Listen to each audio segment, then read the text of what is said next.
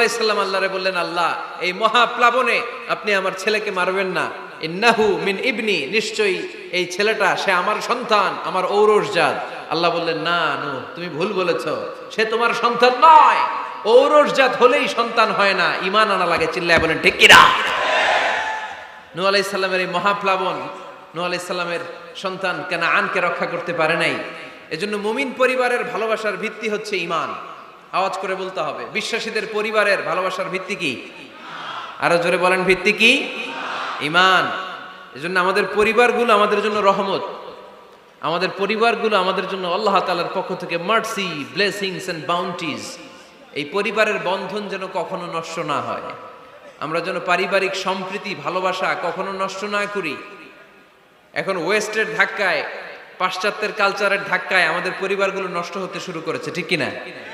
আপনি খেয়াল করে দেখবেন, পাশ্চাত্যে এখন পরিবারগুলোর খুব মারাত্মক অবস্থা, ভঙ্গুর পারিবারিক ব্যবস্থা। এদের পরিবার টেকে না, এরা তো বিয়েই করে না। এরা বিয়ের চেয়ে বেশি পছন্দ করে লিভ টুগেদার। আছে না নাই? বিয়ে করে না, লিভ টুগেদার পছন্দ করে, ফ্রি সেক্স, অবাধ যৌনাচার, হোমোসেক্সুয়ালিটি, সমকামিতা, ছেলেতে ছেলেতে বিয়ে, মেয়েতে মেয়েতে বিয়ে। বিয়ে যাক দু একটা হয়, এগুলো 6 মাস 1 বছরের বেশি টিকে না। ডিভোর্সের সংখ্যা বেশি, ভ্রূণপাত, সন্তান হত্যা করার সংখ্যা বেশি, সুইসাইডের সংখ্যাও বেশি, ঠিক কিনা? রাইফেল একটা নিয়ে বের হয়ে রাস্তায় 4-5 জনকে শুট করে, পরে নিজের মাথায় নিজে গুলি করে নিজেও মরে যায়। কেন যে এগুলা করছে সে নিজেও জানে না। এরকম বিকৃত মস্তিষ্কের লোক পাশ্চাত্যে আছে না নাই? কারণ এদের পরিবার নাই, কারো বাবা আছে মা নাই, কারো মা আছে বাবা নাই। এজন্য পরিবারগুলো আল্লাহ তাআলার পক্ষ থেকে আমাদের জন্য নেয়ামত, অনেক বড় রহমত, অনেক বড় বরকত। এজন্য ইসলাম পরিবার গঠন করতে বলেছে, ইসলাম পরিবারকে সংরক্ষণ করতে বলেছে, ইসলাম এই ফ্যামিলি ইনস্টিটিউশনকে আরো শক্তিশালী করতে বলেছে। চিল্লায় বলেন ঠিক কিনা? এই কোরআনে পরিবার নিয়ে অনেক কথা, ফ্যামিলি ম্যাটার্স নিয়ে কোরআনে একটা সূরা আল্লাহ নাজিল করেছেন, সূরাতুত তালাক, অ্যাড্রেসিং দ্য ফ্যামিলি অ্যাফেয়ার্স। শুধু ফ্যামিলি রিলেটেড কথাই সূরাতুত তালাকে। আবার একটা পরিবার আল্লাহ তাআলার কাছে এতটাই প্রিয় ছিল, ওই পরিবারের নামে আল্লাহ কোরআনে একটা সূরাই দিয়ে দিয়েছেন, সূরাতু আলে ইমরান। ইমরানের পরিবারের নামে সূরা। সুবহানাল্লাহ পড়বেন না? এজন্য আমাদের পরিবারগুলো অনেক গুরুত্বপূর্ণ, আমরা বুঝি না। আমরা পরিবারের সম্প্রীতি ভালোবাসাকে অটুট রাখার ব্যাপারে সচেতন থাকি না, কিন্তু ইসলাম এই পরিবার সংরক্ষণে অনেক গুরুত্ব দিয়েছে। আমাদের পরিবারগুলো সুখী হোক, সমৃদ্ধ হোক, শান্তিময় হোক, আমরা চাই কি চাই না? আওয়াজ করে বলেন না, চাই কি চাই না? এজন্য আজকের আলোচনার বিষয় হচ্ছে পরিবার। সুখী পরিবারের ফর্মুলা আজকে আপনাদেরকে শোনাবো, কি করে পরিবারকে সুখে রাখতে হয়, শান্তিতে রাখতে হয়, কোরআনের আলোকে। শুনতে চান? শুনতে চান সবাই? কষ্ট হচ্ছে না তো? নাকি স্লোগান দিতে চান? স্লোগান চান কারা কারা দেখি? স্লোগান দাও তো একজন আওয়াজ করে।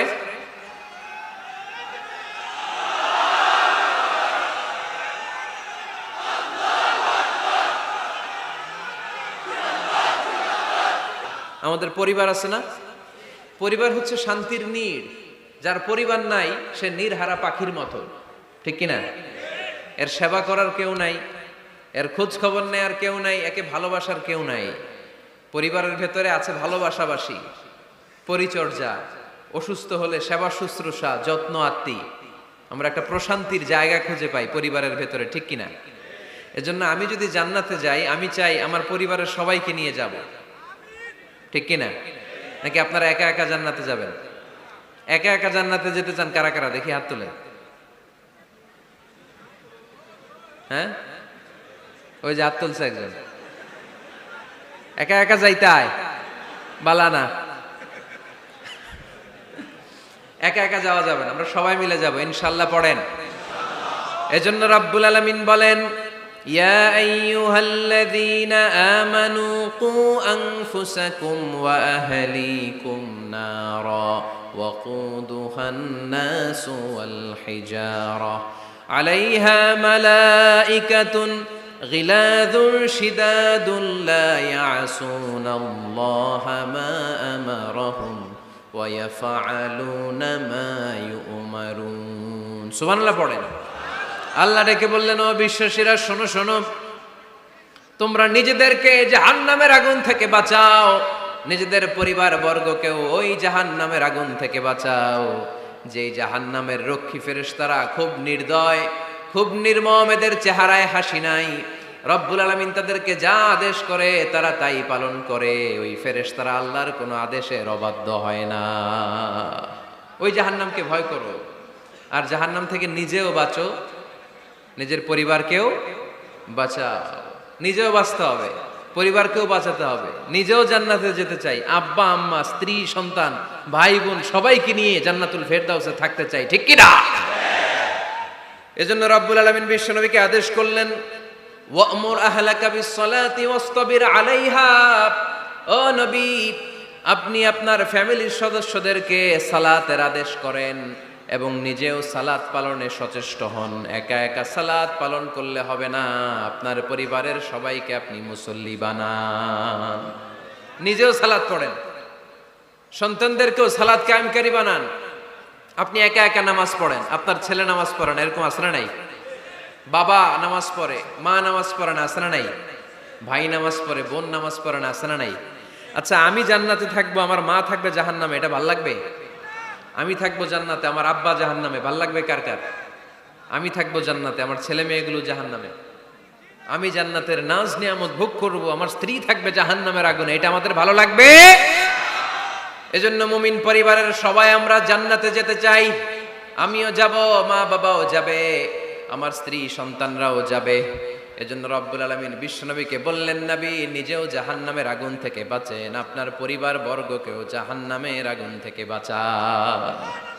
নিজেও বাঁচেন, পরিবারকেও বাঁচান। এজন্য মুসল্লি ভাইরা সাবধান, একা মুসল্লি হয়েন না। ইসলাম পালনকারীরা সাবধান, একা ইসলাম পালনকারী হবেন না। ফ্যামিলির সবাইরে মুসল্লি বানাইতে হবে, সবাই মিলে ইসলাম পালন করতে হবে, সবাই মিলে ঘরটার একটা জান্নাতের টুকরা বানাতে হবে, ঠিক কি না? মুমিন জীবনে পরিবারের গুরুত্ব অনেক বেশি। ফ্যামিলি হচ্ছে এই পৃথিবীর সর্বপ্রথম ইনস্টিটিউশন, প্রতিষ্ঠান। এক একটা পরিবার এক একটা কি প্রতিষ্ঠান, ইনস্টিটিউশন। গোটা বিশ্বে যদি ইসলাম পালন নিষিদ্ধ হয়, আমার পরিবারে আমার ইসলাম পালনের সুযোগ আছে না নাই? কথা কি বুঝতেছেন? বাংলাদেশে ইসলাম পালন নিষিদ্ধ করে দেয়া হলো, মসজিদে যাওয়া নিষিদ্ধ করে দেয়া হলো, তাফসির মাহফিল নিষিদ্ধ করে দেয়া হলো, জুমার খুতবা নিষিদ্ধ করা হলো, ইসলামের সব অনুশাসন পালনকে রাষ্ট্রীয়ভাবে নিষিদ্ধ করা হলো। কিন্তু আমার পরিবারের ভেতরে ইসলাম পালনের সুযোগ আছে না নাই? আমার বেডরুমের ভিতরে কেউ নিষিদ্ধ করতে পারবে কিছু? কথা বলেন। এজন্য গোটা বিশ্বেও যদি ইসলাম পালন নিষিদ্ধ হয়, আমার পরিবারে ইসলাম পালনের সুযোগ আছে না নাই? এজন্য পরিবার অনেক গুরুত্বপূর্ণ। মুমিন পরিবার এটা আল্লাহর পক্ষ থেকে নেয়ামত। আর মুমিন পরিবারে ভালোবাসার ভিত্তি হচ্ছে ঈমান। মুমিন না হলে মুমিন পরিবারের সদস্য হওয়া যায় না। ঘরে শান্তি নাই, কারণ কোরআন তেলাওয়াত নাই। তো কোরআনের তেলাওয়াত নাই, শান্তিও নাই। আল্লাহর হাবিব সাল্লাল্লাহু আলাইহি ওয়াসাল্লাম বলেছেন, সহিহ মুসলিমের হাদিস, লা তাজআলু বুয়ুতাকুম মাকাবিরা, তোমরা তোমাদের ঘরটারে গোরস্থান বানিয়ে রেখো না। ফা ইন্না শাইতানা ইয়ানফিরু মিনাল বাইতিল্লাযী তুকরাউ ফীহি সূরাতুল বাকারা, কারণ শয়তান ওই ঘর থেকে দৌড়ে পালায় যেই ঘরে সূরাতুল বাকারা তেলাওয়াত করা হয়। সুবহানাল্লাহ পড়েন।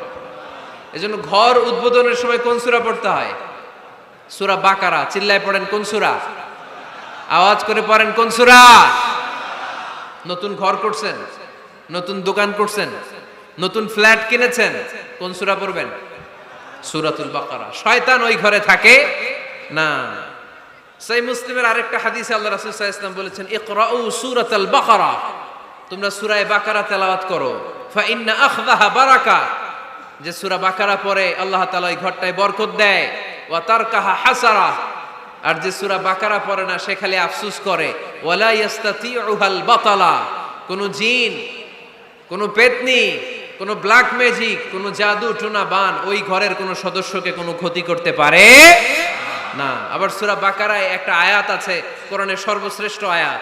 বলেন তো আয়াতটার নাম কি? আওয়াজ করে বলেন কোন আয়াত? আল্লাহর হাবিব সাল্লাল্লাহু আলাইহি ওয়াসাল্লাম বললেন, মান কারা আয়াতাল কুরসি দুবুরা কুল্লি সালাতিন মাকতুবা, প্রত্যেক ফরজ সালাতের পরে যে ব্যক্তি আয়াতুল কুরসি পড়বে তার জান্নাতে যাওয়ার ব্যাপারে আর কোনো বাধা থাকবে না। একটা মাত্র বাধা ছাড়া, সেটা হচ্ছে মরণ। লোকটা মরে না তাই জান্নাতে যায় না, মরলেই জান্নাতি।